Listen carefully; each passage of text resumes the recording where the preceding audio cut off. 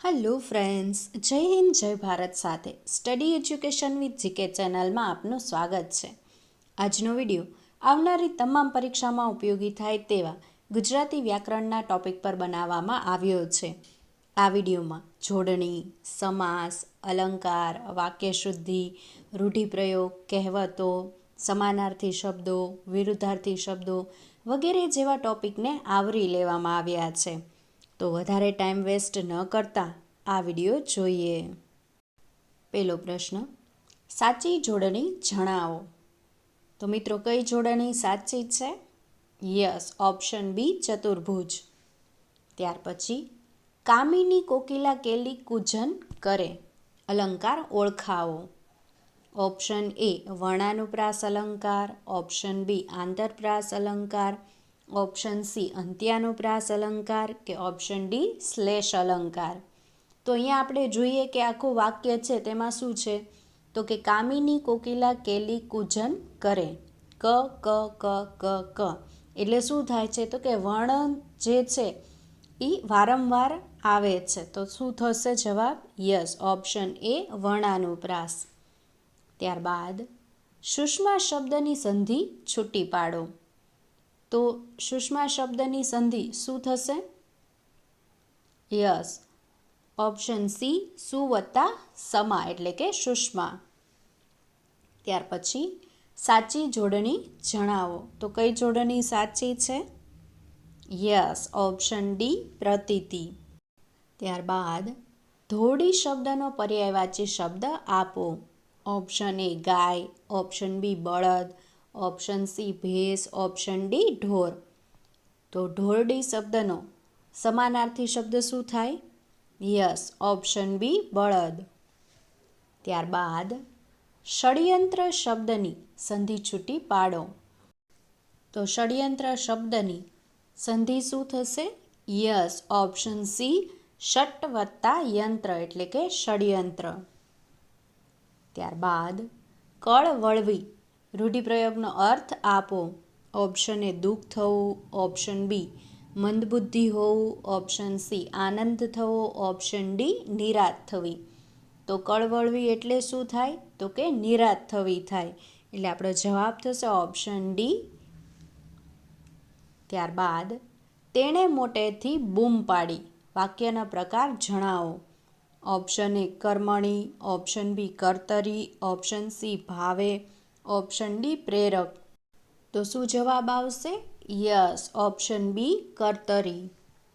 ત્યાર પછી વિદ્યાર્થી શબ્દની સંધિ છૂટી પાડો. ઓપ્શન એ વિદ્યા વત્તા અર્થી, ઓપ્શન બી વિદ્ય વત્તા અર્થી, ઓપ્શન સી વિદ્ય વત્તા આર્થી, ઓપ્શન ડી વિદ્યા વત્તા આર્થી. તો શું થશે વિદ્યાર્થી શબ્દની સંધિ? યસ, ઓપ્શન એ વિદ્યા વત્તા અર્થી. ત્યારબાદ સૂર પૂરવો રૂઢિપ્રયોગનો અર્થ આપો. ઓપ્શન એ ગીત ગાવું, ઓપ્શન બી સંગીત વગાડવું, ઓપ્શન સી હામાં હા કહેવી ને ઓપ્શન ડી આનાકાની કરવી. તો સૂર પૂરવો એટલે શું થાય? તો કે હામાં હા કહેવી થાય. એટલે જવાબ થશે ઓપ્શન સી.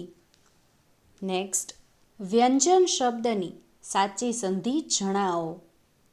તો વ્યંજન શબ્દની સાચી સંધિ શું થશે? યસ, ઓપ્શન સી વી વત્તા અંજન એટલે કે વ્યંજન.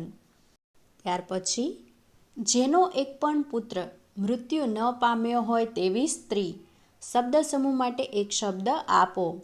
ઓપ્શન એ નિસંતાન, ઓપ્શન બી અખોવન, ઓપ્શન સી રામબાણ ને ઓપ્શન ડી અવિભાજ્ય.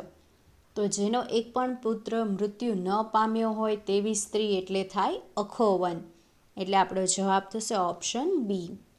ત્યારબાદ આપકા શબ્દનો પર્યાયવાચી જણાવો. ઓપ્શન એ આપત્તિ, ઓપ્શન બી સ્વજન, ઓપ્શન સી મિત્ર, ઓપ્શન ડી નદી. તો આપગા એટલે શું થાય? તો કે નદી થાય. તો જવાબ થશે ઓપ્શન ડી.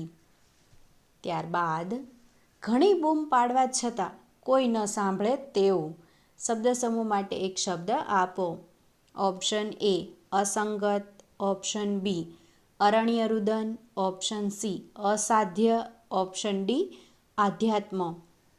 તો ઘણી બૂમ પાડવા છતાં કોઈ ન સાંભળે તેવું તો શું થાય? તો કે અરણ્ય રુદન. એટલે જવાબ થશે ઓપ્શન બી. ત્યાર પછી કેતુ શબ્દનો પર્યાયવાચી જણાવો. ઓપ્શન એ ધજા, ઓપ્શન બી હેતુ, ઓપ્શન સી ઘર, ઓપ્શન ડી અવાજ. તો કેતુ શબ્દનો સમાનાર્થી શબ્દ શું થાય? તો કે ધજા થાય. એટલે જવાબ થશે ઓપ્શન એ. ત્યારબાદ સાચી જોડણી જણાવો. તો કઈ જોડણી સાચી છે વાલ્મીકીની? યસ, ઓપ્શન એ. ત્યાર પછી નીચેનામાંથી પ્રેરક વાક્ય શોધીને લખો. ઓપ્શન બી તેણે બધા દાખલા ગણવા પડશે. ઓપ્શન સી તેણે બધા દાખલા ગણ્યા. ને ઓપ્શન ડી તે બધા દાખલા ગણશે. તો જવાબ શું થશે? કયું વાક્ય છે જે પ્રેરક વાક્ય છે?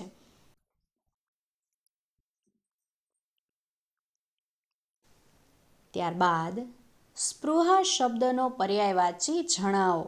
ઓપ્શન એ કારણ, ઓપ્શન બી ફિકર, ઓપ્શન સી ઈચ્છા, ઓપ્શન ડી ચિંતા. તો સ્પૃહા એટલે શું થાય? તો કે ઈચ્છા થાય. તો જવાબ થશે ઓપ્શન સી. ત્યારબાદ સાચી જોડણી જણાવો. તો કઈ જોડણી છે જે સાચી છે?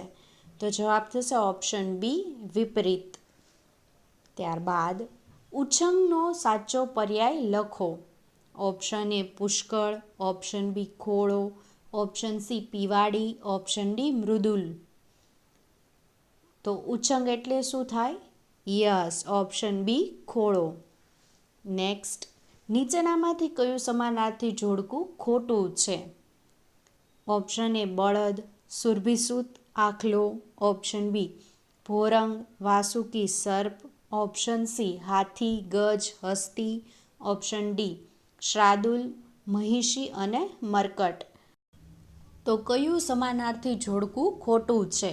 તો જવાબ થશે ઓપ્શન ડી શ્રાદુલ, મહર્ષિ, મરકટ. નેક્સ્ટ, જેનામાં ઓછી આવડત હોય તે વધુ બતાવવાનો ડોળ કે દેખાવ કરે.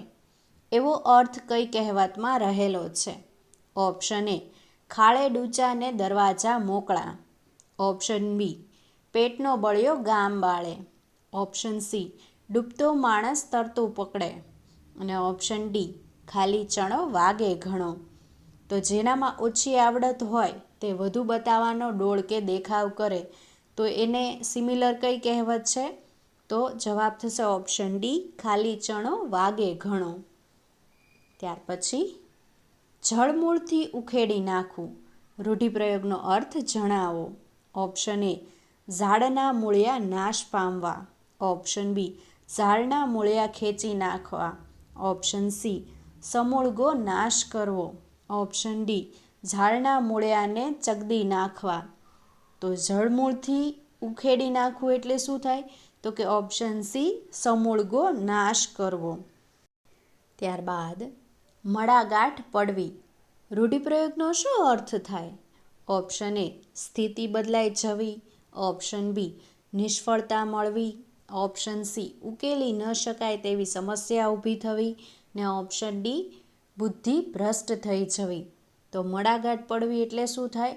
તો કે ઓપ્શન સી ઉકેલી ન શકાય તેવી સમસ્યા ઊભી થવી. ત્યાર પછી સખત મહેનત કરવી. એવો અર્થ નીચે દર્શાવેલા કયા રૂઢિપ્રયોગમાં નથી દેખાતો? અહીંયા શું પૂછ્યું છે?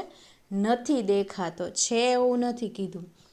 તો આપણે ઓપ્શન જોઈએ. ઓપ્શન એ ધૂળ કાઢી નાખવી, ઓપ્શન બી લોહીનું પાણી કરવું, ઓપ્શન સી લોઢાના ચણા ચાવવા, ઓપ્શન ડી નાકે દમ આવી જવો.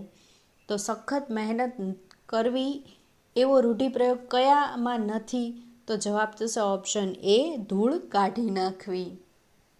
ત્યાર પછી નીચેમાંથી શ્રાદુલ વિક્રીડિત છંદનું બંધારણ સૂત્ર કયું છે? તો કયું છે? યસ, ઓપ્શન સી મસ જસ તત ગાગા. ત્યારબાદ ભમ્યો તીર્થે તીર્થે ધરી ઉપર મનીષા દર્શની. પંક્તિનો છંદ જણાવો. ઓપ્શન એ પૃથ્વી છંદ, ઓપ્શન બી શિખરીણી છંદ, ઓપ્શન સી મંદાક્રાંતા છંદ, ઓપ્શન ડી હરિગીત છંદ. તો આપણે જોઈએ કે પંક્તિમાં કેટલા અક્ષરો આપેલા છે, તો કે 17 અક્ષરો આપેલા છે. અને આગળ જોઈએ તો શું થાય છે, લઘુ ગુરુ ગુરુ. તો આપણો જવાબ શું થશે? યસ, ઓપ્શન બી શિખરીણી છંદ થશે. ત્યારબાદ ઉપમેય અને ઉપમાન જુદા દર્શાવવાના બદલે એક જ હોય તેમ દર્શાવવામાં આવે ત્યારે કયો અલંકાર બને છે? ઓપ્શન એ ઉપમા અલંકાર, ઓપ્શન બી ઉત્પ્રેક્ષા અલંકાર, ઓપ્શન સી રૂપક અલંકાર કે ઓપ્શન ડી વ્યતિરેક અલંકાર. તો જ્યારે ઉપમેય અને ઉપમાન જુદા ન દર્શાવવાના બદલે એક જ દર્શાવે ત્યારે જવાબ થશે ઓપ્શન સી રૂપક અલંકાર. ત્યાર પછી નીચેના શબ્દ સમૂહ માટે એક શબ્દ આપો. મસ્તક પર ડાળીવાળી સ્ત્રીનું શિલ્પ. ઓપ્શન એ શાલભંજિકા, ઓપ્શન બી શાલમંજરી, ઓપ્શન સી શિરભંજિકા, ઓપ્શન ડી શિરશાખા. તો જવાબ શું થશે? મસ્તક પર ડાળીવાળી સ્ત્રીનું શિલ્પ. તો થશે શાલભંજિકા, એટલે આપણો જવાબ થશે ઓપ્શન એ. ત્યારબાદ નીચેના શબ્દ સમૂહ માટે એક શબ્દ આપો. જેની પત્ની વિદેશ ગઈ છે તેવો પુરુષ. ઓપ્શન એ પ્રોષિત પત્નીક, ઓપ્શન બી પ્રોષિત ભ્રતુકા, ઓપ્શન સી પ્રોષિત પતિ અને ઓપ્શન ડી પત્ની વિહોણો. તો જેની પત્ની વિદેશ ગઈ છે તેવો પુરુષ એટલે શું થાય? તો કે પ્રોષિત પત્નીક થાય. તો જવાબ થશે ઓપ્શન એ.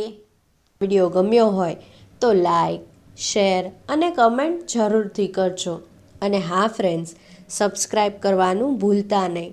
સાથે સાથે બાજુમાં આવેલા બેલ આઇકનને જરૂરથી પ્રેસ કરજો, જેથી કરીને નવા આવનારા વિડીયોની નોટિફિકેશન મળતી રહે. Thank you.